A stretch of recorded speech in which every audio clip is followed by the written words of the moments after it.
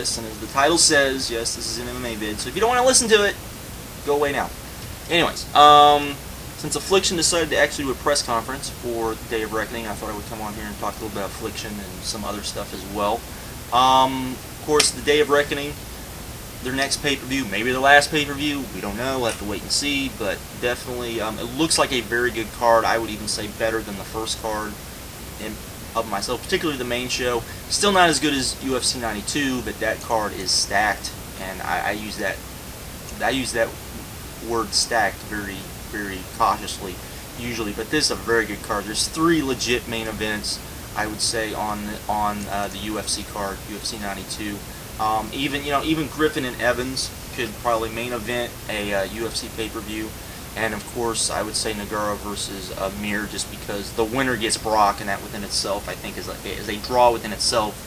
Even though I think Evans and Griffin are going to put on a really good match, and I think that will be a good match. And I think the Nogueira match taking on Mir, I think it would be pretty one-sided. I don't see Nogueira, losing that, to be honest, and I expect him to go take on Brock. Which, speaking of Brock, there's been a lot of talk about, does UFC need a super heavyweight class because of Brock? Brock is a freak of nature. You don't have that many guys at the super heavyweight class that would be at a super heavyweight class. I don't agree with the UFC capping of the heavyweights myself, but I understand while it's there, so I'm not one of these people that says, they need to get rid of it, because I understand it. I don't like it, but I do understand it. The reason why I don't like it is because I do think that there are guys out, for example, if Roland Gardner had continued to fight in MMA, I believe he would have been a super heavyweight, and Karelin as well, if he'd ever fought in MMA, he would have been a super heavyweight as well. And I think basically saying that you don't want those guys fighting, which is basically what you do, because there's not that many super heavyweight guys out there, is a mistake, because both of those guys would have been draws. For those of you who don't know who Karelin is probably, you always, if you look on the MMA video or any MMA discussion, Bruce Lee always comes up, and people kind of But the people that know MMA, out of the people that you say, who never got to really fight in MMA, that you would have liked to have seen in MMA, Karelin is usually the guy people bring up. He was an Olympic wrestler.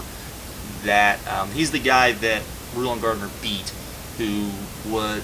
The thing that people have to understand is the guy went, I believe, I can't remember how many years, he went like a number of years in international competition without having a single point scored on him. That is a freakish accomplishment in and of itself, and he's one of the few guys that, he's the guy that I would say that people would have really liked to have seen in MMA, just to see what he would have been able to do. Particularly since, I saw Roland Gardner's Pride fight, and he didn't really do too bad for himself, to be honest. So that's my issue with the whole super heavyweight class myself, and which brings me back to Nogueira, because Pride didn't have that weight cap. And because Pride didn't have that weight cap, I believe Nogueira did have to fight some of the bigger Pride guys. So I wouldn't think he would have an issue with that part of Brock and fighting Brock. Unless, and I'll say this, if you go to my... yes, I'm still coughing, I'm still somewhat sick. If you go to my homepage, you'll see I have the... Bobby Lashley match there. Most of you have probably already seen it, but if you haven't, it isn't very long. It was stopped because of a cut, a very bad cut, by the way, and people have griped about the cut, but the cut was every bit as bad as Klitschko, when Klitschko got cut taking on Lennox Lewis, and it's every bit as bad as that. And if they're willing to stop that cut, which they actually gave, I would say, Klitschko probably maybe a round, the doctor did, before he stopped it.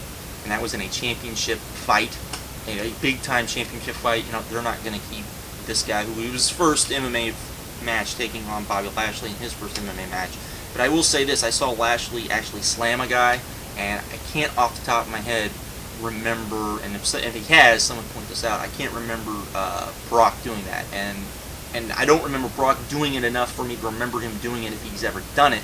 And to me, that's a problem because Brock should be slamming guys because he is so much bigger and stronger than everybody else. So, and we don't necessarily see that. But that said, and of course we have Wanderlei taking on Quentin Jackson, which is the interesting fight in and of itself because with everything that's happened with Quentin Jackson, it's like, you know, which Quentin Jackson's going to show up, and then Wanderlei, who, you know, this is the, you know, I think this is the third time they fought. Yeah, it's the third time they fought. And all their other fights have been pretty good. So, and they definitely, you know, there is definitely a rivalry there, so that is good too. And the rest of the stuff, you know, on the main card should be pretty good too. So, should be a pretty good night for UFC. But again, the Pride show, or the Pride show, listen to me. The Affliction show does look like it's going to be pretty good, and I definitely would say check it out. For those of you that don't know, Tito Ortiz was announced as the color guy, which should be interesting. I think he should be pretty good, though. Most people that have kind of have looked at it, I would say it's a setup, even though he is not officially signed with Affliction, where Babalu is probably going to call him out if he wins his match versus Sokoudjou, which in itself should be at least, I don't think it'll be the best match in the world, but it'll definitely be an entertaining match, as opposed to the Belfort Lindland match, which may be a complete warfest, even though it will probably be technically a good MMA match. It will probably be a warfest, but there is all of that as well. Let's see. I think I talked about, well, if not, I'll talk about it again. Fedor, of course, is going to take on Arlovski. Most people know that. Also, Josh Barnett is going to take on Yvel. Gilbert Yvel, I think that's how you pronounce his name. And the winner of the Barnett-Yvel match will get the winner of Fedor versus Arlovski.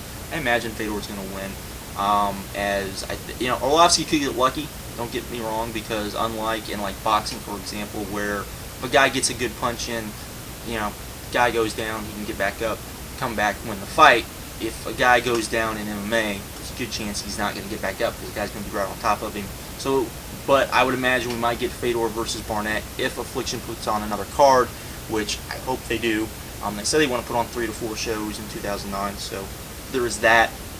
And that would be an awesome show. I think that would be an awesome match, Fedor versus Barnett, and probably shut up a lot of the Fedor haters out there that, you know, since I've been doing these MMA vids, I've noticed people have been showing me, you know, more MMA guys and that talk, and my God, there is just some absolute. Some of it, I think, honestly, is guys just hating on Fedor just to get crazy views, crazy amounts of views, and some of it is, I think, guys actually believe the crap that they're spewing, and it's like, do you not? I mean, I understand. You know, I understand there's people out there that want to see Fedor lose because they feel like if Fedor loses, he will not have the influence that he has, and so he will be basically forced to fight for UFC. Because even if the financial situation didn't kill Affliction, that him losing would kill Affliction. So there is that, and I understand that side of it. But to simply, you know, say Fedor is underrated, Fedor has not fought anybody, even though he's beaten, you know, Nogueira twice. You know, it's a good chance that he could have, you know, if the second fight had not been stopped because of the headbutt, you know, you're talking maybe 3 times. You know, I mean, let's face it. If you're talking about Nogueira, who, if it wasn't for, you know, Fedor, would probably be considered, you know, one of the would be considered what Fedor is considered, except that we have Fedor. So, you know, it's just crazy stuff. It's crazy stuff when I see this stuff, because it's stuff that, you know, like, for example, a lot of them are going off about the fact that he lost a Sambo fight in a Sambo tournament, which, you know, is comparing MMA. It would be like comparing MMA to the Sambo tournament would be comparing a, you know, amateur boxing tournament to a pro boxer, to pro boxing, amateur boxing to pro boxing. It's very different. It's, you know, it's the same, but it's very different at the same time. I will say this: I wouldn't want to be Arlovski, because I think Arlovski will. I think Fedor, because people have made such a big deal of it. I mean, Fedor himself said he was going to go back into training because he lost, and he lost this one match on a guy that he beat twice. That he may come out and just want to kill somebody, and I feel sorry for Arlovski if that is the case. Because if anyone has ever seen the Mark Hunt fight, you know what I mean. Pissed off Fedor is not a nice thing. Not a nice thing at all. But I just wanted to come on here, talk about that. Like I said, the Lashley fight, if you haven't seen the Lashley fight, is on my homepage. It's interesting to see, like I said, it got stopped early. But, you know, from what we saw, I would say we didn't see a lot. That you know, Lashley looked like he wasn't too bad, and we might see Fedor. We're gonna see Fedor. We might see Lashley versus Lesnar in the not so distant future. I would imagine, particularly, you know, if he wins three or four matches, I would imagine the UFC would bring him in. His punches looked good, and like I said, he did slam the guy. Though it was the guy's first fight, so I'm imagining as time goes on, we'll see him fight better people, and we'll see if he can continue doing that. Because that's my one gripe, like I said, against Brock, is that, you know, the slams just aren't there, and he should be slamming guys left and right, in my opinion. But that's just my opinion. That is it for this one, and like I said, just wanted to come on here and talk a little MMA stuff, and just go from there. And like I said, check out the Affliction card if you want. Like I said, probably, you know, not as good as UFC 92 as a stat card. Like I said before, it's the first UFC card I will be ordering in forever and a day, and because I actually think it's worth the money. But that is it. Have a good one, and I am out.